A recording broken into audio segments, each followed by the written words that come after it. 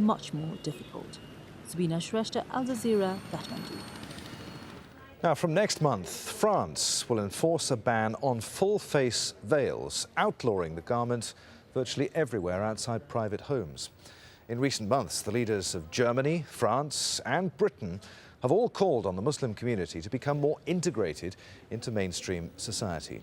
Al Jazeera's Barnaby Phillips takes a closer look now at what this means in particular in Britain.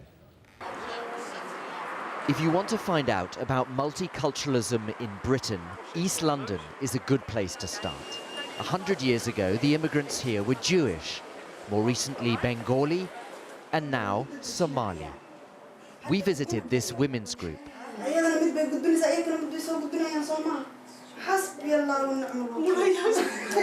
They've all arrived in this country in the past 25 years. So, do they feel British? Absolutely, but I also feel that I'm very Somali as well. I am both, and sometimes I find it quite odd that you get pressure to choose one or the other. You have to blend and also at the same time keep your own. You don't forget where you come from. This East London street market is typical. People of different races and all sorts of religions getting on just fine, trying to make a living. There is Islamic extremism in Britain, but it's not typical. However, the fear of it does provoke a strong reaction amongst some parts of the white community. It's our country! We're taking it back! They're called the English Defence League, and they say they're a growing movement. Their mission is to defend English values against what they see as the creeping threat of Islam. Muslims, in the name of Islam, are causing a lot of friction and a lot of bother. They're not integrating. We don't want 5 years from now, everybody turn around and suddenly we're in a dilemma where there's a bomber in every town. This man is an expert on violent and extremist groups in Britain. When you see the English Defence League march, you'll often find a counter-demonstration group, like the Muslim Defence League is a new group that's formed. And the two groups do sort of need each other. They do need their enemies to define themselves against. So you have this sort of spiralling where both groups inform each other of where they're going to be. They both turn up to the same marches, they both fight, and they both get more publicity as a result. The Prime Minister worries that some Muslims define themselves only in terms of their religion. But it's difficult to impose a British identity on anyone. This country is still working out how to build a more coherent society in which everyone feels they belong. Barnaby Phillips, Al Jazeera, East London.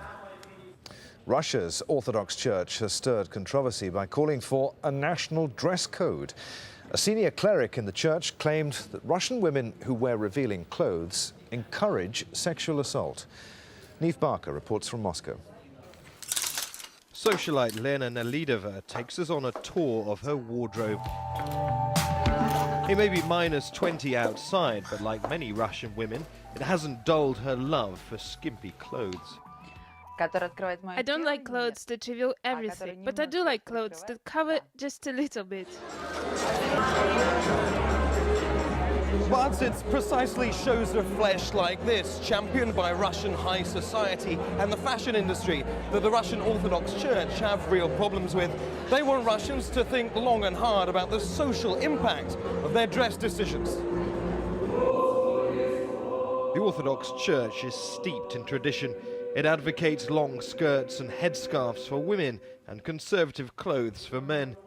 But many secular and religious Russians responded angrily when senior cleric Vsevolod Chaplin claimed wearing a miniskirt could incite rape.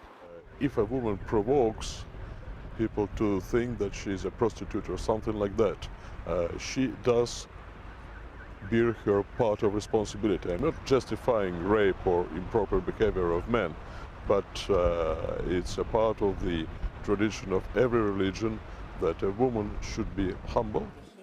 Fashion industry experts hold a very different view. This is what we're supposed to look like in summer. Where choosing what to wear is less of a test of modesty and more an exercise in good taste. Obviously, if you look a little bit ridiculous and you have humongously fat legs and you wear a miniskirt, it does look ridiculous, but it's the right of every person to choose. I mean, we have men nowadays wearing high heels and leggings. Not so long ago, the communists denounced denim as an emblem of Western decadence. Today, 80% of Russians say they're orthodox, but few are likely to surrender relatively newfound freedoms or fashions. Neve Barker, Al Jazeera, Moscow. Take a look at this. Remember this goal that wasn't? The issue of goal line technology is discussed at a meeting of football bosses. Sana will have that and the rest of the day's sport in just a few moments.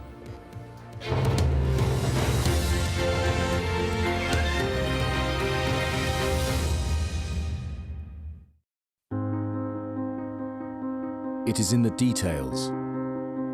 A look. A connection. The moments that reveal the truth. Award-winning documentaries from critically acclaimed filmmakers. Witness documentaries to open your eyes. At this time on Al Jazeera. Rhythms of resistance. A part of the struggle and popular resistance is art. Through my art, I resist. Resistance is my art, and my art is my war. Musicians using music as a way to maintain their cultural identity. I believe that when I sing to the world, I portray Palestine through my voice, my singing, and my songs. Songs from the lost homeland. At this time on Al Jazeera. Information travels in many ways. Knowledge passes in an instant. If you want to communicate with those shaping the headlines, this is your chance to ask questions directly to the people making the news. Riz Khan, at this time on Al Jazeera. If you're a Nokia user, you can download Al Jazeera's news widget from Nokia's Ovis store. The news widget, available on compatible Nokia devices, gives users quick and easy access to real-time news updates from Al Jazeera English. See the world in real time. Al Jazeera Mobile.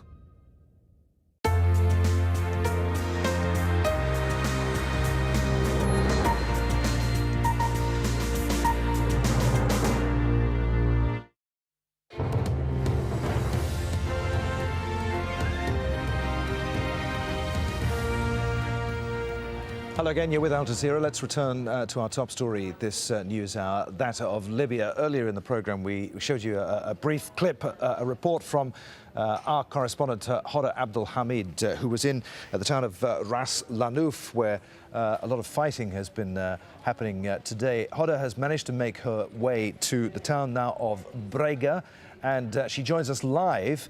Hoda, tell us about the situation right now in Brega. Well, the situation here in Brega is certainly very calm. It is under complete control of the opposition, or the rebel forces, if you want. And I think, and that goes all the way from here past Ras Lanouf. So that's another 150 kilometers, maybe slightly more, towards the west of the country. Now, all that area is now under control of the opposition. Earlier this morning, there was an airstrike